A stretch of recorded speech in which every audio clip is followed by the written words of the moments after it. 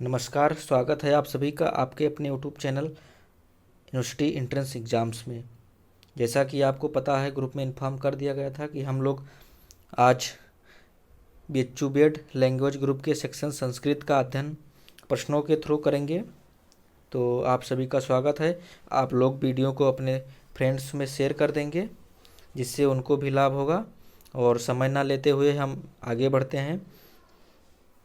आप देख पा रहे होंगे कि इसमें दिया गया है, एक तरफ सुमेलित कीजिए प्रश्न है। प्रश्न में दिया गया है कि सुमेलित कीजिए।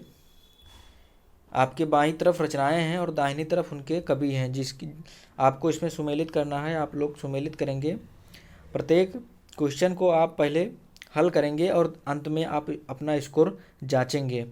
ठीक है, तो आप देख पा रहे होंगे कि इसमें रचनाओं के नाम और रचनाकार को पहचानना है।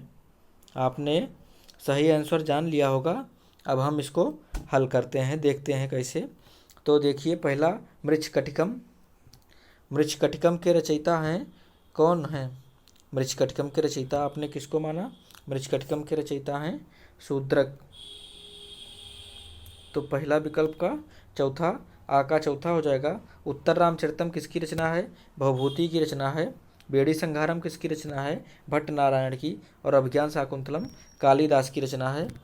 तो इस प्रकार आ का चौथा पहला ही विकल्प इसमें सही हो रहा है, क्योंकि 4, 1 और फिर उत्तर रामचरितम का पहला, बेड़ी संहारम का द्वितीय, भट्टी नारायण और अभिज्ञान शाकुंतलम का तृतीय। 1, 4, 1, 2, 3 ए नंबर सही है। आप लोग देखेंगे तो मृच्छकटिकम किसकी? शूद्रक की रचना है। उत्तर रामचरितम भवभूति की रचना है। बेड़ी संहारम भट्टी नारायण की है। और अभिज्ञान शाकुंतलम कालिदास की रचना है। आपको इनमें से शूद्रक की रचना मृच्छकटिकम इम्पोर्टेंट है, पूछा जा सकता है। और कालिदास के 7 ग्रंथों के नाम आपको रटे होने चाहिए। आप देख लीजिएगा। हम अगले क्वेश्चन पर चलते हैं। अगला क्वेश्चन है, योग दर्शनस्य प्रवर्तको अस्ति। योग दर्शन के प्रवर्तक कौन है? हमारे आस्तिक दर्शन और नास्तिक दर्शन में 3 नास्तिक दर्शन और 6 आस्तिक दर्शन बताए गए हैं, जिसमें योग एक आस्तिक दर्शन में नहीं आया है। तो योग जो है के प्रवर्तक कौन है? तो आप देख पा रहे होंगे, पाणिनि कौन की रचना क्या है? अष्टाध्यायी है। इनको व्याकरणाचार्य भी कहा जाता है। अष्टाध्यायी इनकी रचना है। और पतंजलि क्या है? योग दर्शन के प्रवर्तक माने जाते हैं। कणाद वैशेषिक दर्शन के प्रवर्तक माने जाते हैं। ये अगले स्लाइड में आप देख पा रहे होंगे कि सांख्य दर्शन के प्रणेता कपिल हैं। योग के पतंजलि हैं। न्याय के गौतम हैं। वैशेषिक के कणाद हैं। पूर्व मीमांसा को जैमिनीय और उत्तर मीमांसा, जिसको वेदांत कहा जाता है, के वादरायण प्रवर्तक हैं। आप इसको नोट कर लीजिएगा और याद कर लीजिएगा। इससे क्वेश्चंस बन सकते हैं। आपको पूरे वीडियो में से कम 1 या 2 क्वेश्चन BHU B.Ed लैंग्वेज के सेक्शन संस्कृत में आपको देखने को मिल सकता है। आप वीडियो में बने रहेंगे और अगला क्वेश्चन सॉल्व करेंगे। कह कवि स्व उपमाया कृते प्रसिद्धा। उपमा अलंकार का कवि किसके प्रसिद्ध है? उपमा अर्थात उपमा अलंकार के लिए कौन से कवि प्रसिद्ध हैं? Options are Kalidasa, Shriharsha, Magha, Banabhatta. कालिदास, श्रीहर्ष, माघ या बाणभट्ट, इनमें से कौन उपमा के लिए प्रसिद्ध हैं? तो आप जानते होंगे, नहीं जानते हैं तो जान लीजिए कि कालिदास उपमा के लिए प्रसिद्ध हैं। एक श्लोक आता है, कहा जाता है कि उपमा कालिदासस्य भारवे अर्थगौरवम दंडिनः पदलालित्यम माघे संति त्रयोगुणा। अर्थात उपमा के लिए, अगर उपमा पूछता है तो उपमा के लिए क्या हो जाएगा? कालिदास। अर्थ गौरव के लिए भारवी। अर्थ गौरव के लिए कौन हो जाएंगे? भारवी दंडिना पद लालित्यम, पद लालित्य के लिए दंडी, पद लालित्य के लिए कौन हो जाएंगे, दंडी। और माघे संति त्रयो गुणा, अर्थात तीनों गुण किसमें हैं, तो माघ में है। अगले क्वेश्चन पर चलेंगे। सुमेलित कीजिए, इसमें से भी आपको सुमेलित करना है। आप अगर 2 रचनाएं, 3 रचनाएं, 4 रचनाएं आएंगी अगर, और सुमेलित करने के लिए अगर आप कभी के 2 रचनाएं भी जानेंगे तो काम बन जाएगा। कभी कभी ऐसे ऑप्शंस भी फ्रेम होते हैं, आप लोग इसका मिलान कीजिएगा। हम इसको तब तक मिलाते हैं। आप देख पा रहे हैं कि सुबंधु की रचना वासुदत्ता है, बाणभट्ट की रचना क्या है, हर्षचरित्र है, दंडी की रचना क्या है, काव्यादर्श है, और अंबिका दत्त व्यास जी की शिवराज विजय है। तो पहला आ बा का तीसरा, दंडी का चौथा, और अंबिका दत्त व्यास का शिवराज विजय द्वितीय। इसका भी आंसर पहला ही सही हो जाएगा। आप इन रचनाओं को याद कर लीजिएगा। बाणभट्ट की हर्षचरित्र पूछता है, और बाणभट्ट की कादंबरी रचना के बारे में भी पूछता है। बाणभट्ट की कादंबरी प्रसिद्ध रचना है। अंबिका दत्त व्यास की शिवराज विजयम और दंडी की काव्यादर्श रचना आपको याद रखना है। हम अगले क्वेश्चन पर बढ़ चलते हैं। आचार्य भरत ने किस रस को नाट्य प्रयोग में स्वीकार नहीं किया है, शांत रस, करुण रस, भयानक रस या अद्भुत रस। तो इसका आंसर सीधा सा है, आचार्य भरत ने शांत रस का निषेध माना है नाटकों में, इसका प्रयोग वर्जित माना है। तो आपका आंसर शांत रस हो जाएगा। अगला क्वेश्चन, नल चंपू काव्य से रचयिता क्या, नल चंपू काव्य है, इसके रचयिता कौन है, बाणभट्ट, विश्वेश्वर पांडे, आचार्य मेधाव्रत या त्रिविक्रम भट्ट। तो नल चंपू काव्य एक महत्वपूर्ण रचना है, आपको इनके रचनाकार के नाम को पता होना चाहिए। इसके रचनाकार त्रिविक्रम भट्ट जी हैं, तो आपको इनको याद रखना है कि त्रिविक्रम भट्ट रचनाकार और रचना से क्वेश्चन आते हैं ज़रूर से ज़रूर। 2 क्वेश्चंस आपको फ्रेम होते मिलेंगे, तो आपको रचनाकार की जानकारी होनी चाहिए। मैं एक वीडियो में केवल रचना और रचनाकार जो इम्पोर्टेंट है लेकर बहुत जल्द आऊँगा। और हम अगले क्वेश्चन पर इसी के साथ बढ़ चलते हैं। अगला क्वेश्चन है, संस्कृत साहित्य में प्रथम ऐतिहासिक उपन्यास का सौभाग्य किसे प्राप्त हुआ है। क्वेश्चन इस तरह भी आ सकता है कि संस्कृत साहित्य में प्रथम ऐतिहासिक उपन्यास या संस्कृत साहित्य का प्रथम उपन्यासकार कर्ता कौन है, या जिसने उपन्यास की रचना की है। तो आप दोनों जाने रहिए। प्रथम ऐतिहासिक उपन्यास शिवराज विजयम है, जिसकी रचनाकार कौन है, अभी हमने पढ़ा है कि अंबिका दत्त व्यास जी हैं। तो इस प्रकार से प्रथम उपन्यासकार अगर पूछता है तो अंबिका दत्त व्यास जी हो जाएंगे, और अगर प्रथम उपन्यास पूछता है तो शिवराज विजयम हो जाएंगे। कादंबरी किसकी रचना है, बाणभट्ट की रचना है। ये एक कथा है जिसमें 3 जन्मों की कथा है।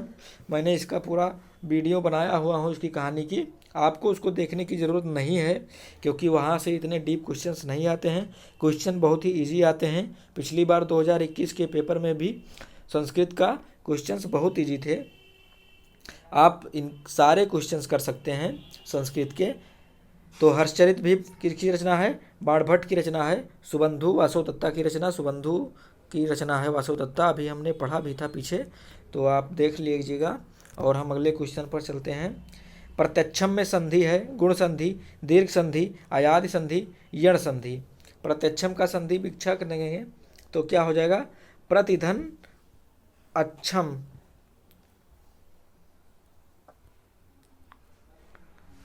तो यहाँ पर कौन सी संधि दिखाई पड़ती है, ई और आ के स्थान पर कौन सा वर्ण आ रहा है, या वर्ण आ रहा है। और या वर्ण किस में होता है, यण संधि में होता है।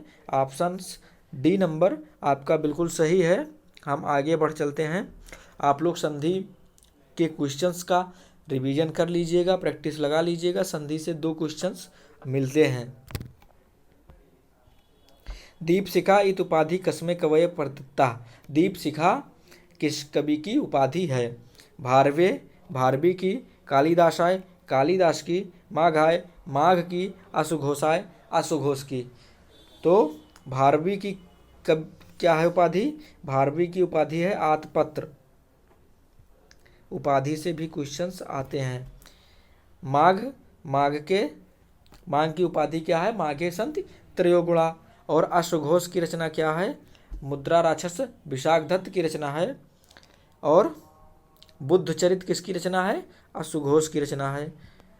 तो बुद्धचरित याद रखिएगा, बुद्धचरित अश्वघोष की रचना है। और कालिदास दीप शिखा कालिदास की रचना है। कहा जाता है कि दीप शिखा रघुकार कहाए, कवि कुल गुर बिरदावली पाए। अर्थात दीप शिखा और रघुकार और कवि कुल गुरु, ये 3 उपाधियाँ आपको याद रखनी है, कालिदास जी की हैं। कवि कुल गुरु कालिदास, दीप शिखा और रघुकार कि दीप शिखा रघुकार कहाए, कवि कुल गुर बिरदावली गाए। तो अगली क्वेश्चन पर बढ़ते हैं। या का संप्रसारण क्या होगा? या का संप्रसारण क्या होगा? आप इसका क्वेश्चंस का अगले स्लाइड में आंसर देखेंगे। हमने इसको पूरा समझा के लगाया है कि एक सूत्र होता है एक यड़ा संप्रासण, अर्थात एक, इसको तोड़ेंगे, एक यड़ा संप्रसारण। तो आप देखेंगे कि यण के स्थान पर एक आदेश होता है, उसी को संप्रसारण कहते हैं। अब यण प्रत्याहार में आप प्रत्याहार निकालेंगे तो क्या हो जाएगा? है वरट में लेंगे तो हा नहीं है, या वा रा टा इति संज्ञक है तो कट जाएगा। तो क्या हो जाएगा? या वा रा और ला आगे लड़ वाले से, तो या वा रा और ला। और एक प्रत्याहार में कौन आएगा? ई उ री और लिरी। तो ये देखिए, या वा रा ला और ई उ री लिरी। तो या का संप्रसारण क्या हो जाएगा? ई हो जाएगा। वा का उ, री का रा का री और ला का लिरी। तो आपको याद रखना क्या? यण का इक होता है, यण का इक होता है। अब यण आप वहाँ आएगा लिख लीजिएगा, इक कब लिख लीजिएगा, जो पूछेगा आप मिला लीजिएगा। तो यहाँ पर आंसर क्या हो जाएगा? या का ई हो जाएगा। तो यहाँ पर आंसर क्या होगा इसका? C number. आपको आशा करता हूँ वीडियो अच्छी लग रही होगी। आप चैनल को सब्सक्राइब करेंगे और अपने फ्रेंड्स में भी इसको शेयर करेंगे। अगला क्वेश्चन है, नाटक का नायक होता है। नाटक का नायक कैसा होता है? धीर प्रशांत, धीर ललित, धीरोदात्त या धीरोधत्त। तो नाटक का नायक कैसा होता है? धीरोदात्त नायक होता है। आप इसको ऐसे ऐसे याद कर लीजिएगा। और हम अगले क्वेश्चन पर चलते हैं। अक प्रत्याहार में कितने वर्ण आते हैं? निम्न में से दिया गया है ए बी सी और डी 4 विकल्प करके आप देख पा रहे होंगे। आप इसका आंसर अपने से टिक कर लीजिएगा और हम आपका इसका आंसर बताते हैं। और प्रत्याहार से वर्ण कैसे बनाएंगे मैं बता रहा हूँ। आप देखेंगे अक प्रत्याहार में देखिए कौन कौन से प्रत्याहार आएंगे। आ, ई, ऊ, ड़ और री, री, क। अब देखिए यहाँ से आ और का यहाँ से मिलाया गया, प्रत्याहार कौन सा बन गया? अक प्रत्याहार। आप देखिए अक प्रत्याहार। अब प्रत्याहार का अंतिम वर्ण हलंत होता है, जो हल होता है, मतलब हल का अर्थ क्या? व्यंजन होता है और उसकी इत संज्ञा हो जाती है तो कट जाएगा। और यहाँ पर क्या हो जाएगा? ड़ा समाप्त हो जाएगा, का समाप्त हो जाएगा। बचा क्या? आ, ई, उ, री और री। तो आपको कौन सा विकल्प दिख रहा है? तीसरा विकल्प दिख रहा है। तीसरा विकल्प हो जाएगा। इसमें दिया है सभी स्वर, तो सभी स्वर अक प्रत्याहार में नहीं अच प्रत्याहार में होते हैं। ठीक, तो आप समझ पा रहे होंगे कि अगर पूछता है कि प्रत्याहार के अंतिम वर्ण की कौन सी संज्ञा होती है तो प्रत्येक प्रत्याहार के अंतिम वर्ण की इत संज्ञा होती है। आप इसको ध्यान में रखिएगा। हम अगले क्वेश्चन पर बढ़ते हैं। न्याय दर्शन ने कितने प्रमाण माने हैं? न्याय दर्शन पिछली बार 2021 के पेपर में बीएचयू बीएड में पूछा गया था। तर्क संग्रह के अनुसार प्रमाण कितने हैं? तर्क संग्रह न्याय और वैशेषिक का ग्रंथ है, उसने न्याय से प्रमाण माने हैं और न्याय के प्रमाण कितने हैं? 4 हैं। तो इसका आंसर तो 4 हो जाएगा। और वहाँ भी तर्क संग्रह में भी अगर पूछता है इस तरह से तो तर्क संग्रह का भी आंसर 4 ही होगा। आप सभी दर्शनों के प्रमाणों की जो मुख्य हैं मैं उनको लेकर आया हूँ, आप उसको नोट कर लीजिएगा या फिर स्क्रीनशॉट ले लीजिएगा। वैसे इसका PDF आपको टेलीग्राम ग्रुप में मिल जाएगा। तो सांख्य 3 प्रमाण मानता है, योग 3 प्रमाण, न्याय 4 प्रमाण, वैशेषिक 2 प्रमाण, मीमांसा 6 प्रमाण, मीमांसा में दोनों मीमांसा, पूर्व मीमांसा और उत्तर मीमांसा। चार्वाक 1 प्रमाण केवल मानता है, वो भी प्रत्यक्ष, मतलब प्रत्यक्ष है वही प्रमाण। और जैन 2 प्रमाण मानते हैं और बौद्ध भी 2 प्रमाण मानते हैं। इस प्रकार से आपको सारे दर्शनों के प्रमाणों की संख्या बता दिया गया है। ये 3 कौन से हैं? ये 3 नास्तिक दर्शन है और ये जो है आस्तिक दर्शन है, सांख्य, योग, न्याय, वैशेषिक और मीमांसा, उत्तर मीमांसा, पूर्व मीमांसा। हम अगले क्वेश्चन पर बढ़ चलते हैं। अगला क्वेश्चन है कादयो माँ वसाना। कादयो माँ वसाना का, तो इसका संकेतः स्पर्शः ऊष्मः अंतस्थः। तो कादयो माँ वसाना का आप इसका आंसर बताएंगे। कादयो माँ वसाना स्पर्शा होता है। का से लेकर माँ तक के सभी 25 वर्ण आते हैं। का से माँ तक कितने वर्ण? 25 वर्ण। इनको स्पर्श संज्ञा कहा जाता है। आप इसको ध्यान में रखिएगा। इसमें पूछ सकता है कि निम्न में कौन स्पर्श संज्ञा है, जैसे दे देगा आ, ई, री और का, तो कौन सी अपसर संज्ञा हो जाएगी? का इसकी स्पर्श संज्ञा हो जाएगी, इनकी स्पर्श संज्ञा नहीं होती है। तो कादयो माँ वसाना स्पर्शः याद रखेंगे। और का से माँ तक कितने वर्ण हैं? 25 वर्ण हैं, जिनको स्पर्श संज्ञा कहा जाता है। अगला क्वेश्चन, भानुना में विभक्ति है। सिंपल क्वेश्चन है। भानुना में तृतीया विभक्ति होती है। आप विभक्ति याद रखिएगा। 2019 में सखी का विभक्ति पूछा था। सखी पंचमी विभक्ति में क्या बनेगा? प्रथमा एक वचन में, तो वहाँ सख्यु बनता है। बहुत से बच्चे गलत करके आए थे, तो आप ध्यान रखिएगा। विभक्ति देख लीजिए एक बार। तो भानुना में कौन सी विभक्ति है? यहाँ पर तृतीया विभक्ति है। अगला क्वेश्चन है हल प्रत्याहार में कितने वर्ण हैं? हल प्रत्याहार, हल प्रत्याहार में सभी व्यंजन वर्ण आ जाते हैं। सभी व्यंजन वर्ण आ जाते हैं और इनकी संख्या कितनी होती है? 33 होती है। ऑप्शन नंबर डी सही है। हल प्रत्याहार में कितने वर्ण आते हैं? 33 वर्ण आते हैं। आपको देखकर लग रहा होगा कि क्वेश्चंस बहुत ही इजी हैं, लेकिन क्वेश्चंस एग्ज़ाम के लेवल में आप देखिएगा। जब एग्ज़ाम देकर आएंगे तो आप कहेंगे बिल्कुल सही लेवल था और क्वेश्चंस ऐसे ही फ्रेम होने वाले हैं। तो आप अगला क्वेश्चन देखते हैं। पच धातु में कत प्रत्यय लगाकर रूप बनेगा। पच धातु में यदि कत प्रत्यय लगाते हैं तो कौन सा रूप बनेगा? पक्तः, पचितः, पक्वः या पचतः। ये BHU B.Ed में एक बार पूछा गया सवाल है, तो आप ध्यान रखिएगा।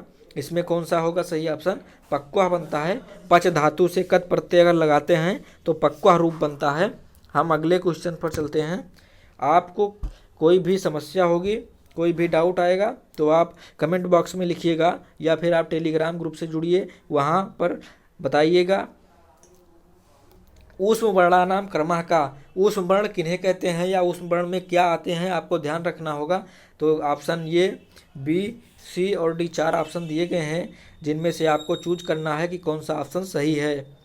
तो हम आपको बता दें कि जो सल प्रत्याहार होते हैं, सल प्रत्याहार के अंतर्गत आने वाले समस्त वर्ण ऊष्म वर्ण कहलाते हैं। और सल प्रत्याहार में क्या होता है? सस हर, शश सर हल, मतलब श और हा।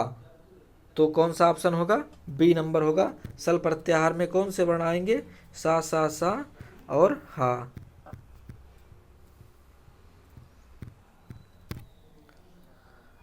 अगला प्रश्न ले लेते हैं इसी के साथ। शुद्ध विकल्प का चयन कीजिए। रामम विद्यालयः गच्छति, भवान तत्र गच्छन्ति, मनुष्यो आगच्छन्ति, बालकाः विद्यालयं गच्छन्ति। कौन सा विकल्प इसमें सही है? आप देखिएगा। 1 से 2 क्वेश्चन इस तरह शुद्धि परिमार्जन से भी रहता है, तो आप जानते रहिए। जिस विभक्ति का कर्ता, जिस वचन का कर्ता होगा, उसी के अनुसार क्रिया लगती है। तो आप देखिए यहाँ पर रामम कर्ता में कर्म में द्वितीया होती है, ना कि कर्ता में द्वितीया। यहाँ पर क्या होना चाहिए था? रामः होना चाहिए था, ना कि रामम होना चाहिए। पहला ऑप्शन गलत है। भवान तत्र गच्छन्ति नहीं होगा, गच्छति होगा, क्योंकि गच्छन्ति बहुवचन की क्रिया है और बहुवचन की क्रिया नहीं लगनी चाहिए, यहाँ पर नहीं लगनी है, तो इसलिए यहाँ पर क्या होगा, गच्छति होगा। और मनुष्यो आगच्छन्ति, ये देखिए बहुवचन की क्रिया है और मनुष्यो द्विवचन का रूप है, तो द्विवचन में आगच्छन्ति नहीं बनेगा, आगच्छतः बनेगा। तो यहाँ पर क्या हो जाएगा, आगच्छता होगा। 3 विकल्प आपके सही निकल गए हैं, गलत निकल गए हैं सॉरी।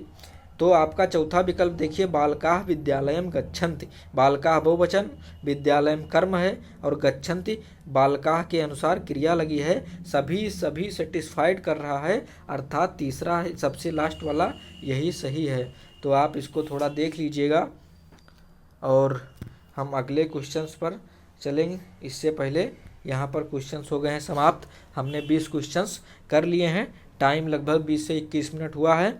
तो धन्यवाद आपका वीडियो को अंत तक देखने के लिए, और आप चैनल को प्लीज़ सब्सक्राइब करिएगा, लाइक करिएगा और शेयर करिएगा। नमस्कार, बहुत जल्द मिलेंगे एक नई वीडियो में नई जानकारी के साथ। तब तक के लिए जय हिंद।